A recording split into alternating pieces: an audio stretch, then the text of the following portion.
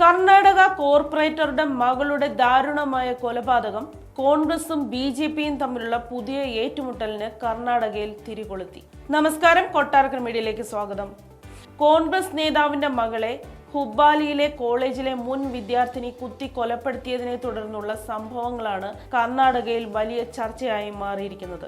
23-കാരിയായ Neha Hiremath master of computer applications 1-ാം വർഷ വിദ്യാർത്ഥിനിയും ഹയാസ് ഖോണ്ടു നായിക് നേരത്തെ സഹപാഠിയുമായിരുന്നു.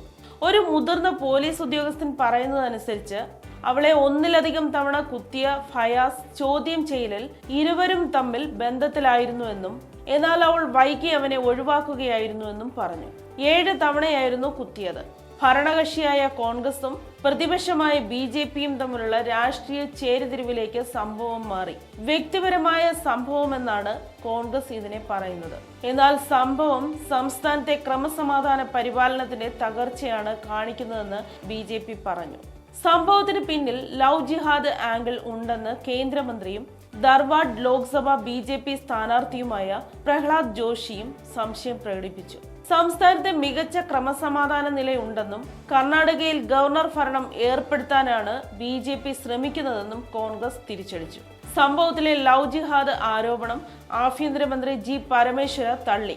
എന്നാൽ ലവ് ജിഹാദ് ആരോപിച്ച് പെൺകുട്ടിയുടെ പിതാവും രംഗത്ത് വന്നിട്ടുണ്ട്. തന്റെ മകളെ കൊടുക്കാൻ പ്രതികൾ പദ്ധതിയിട്ടിരുന്നതായി കോൺഗ്രസ് കോർപ്പറേറ്ററായ നിരഞ്ജൻ ഹിരേമത്ത് അവകാശപ്പെട്ടു.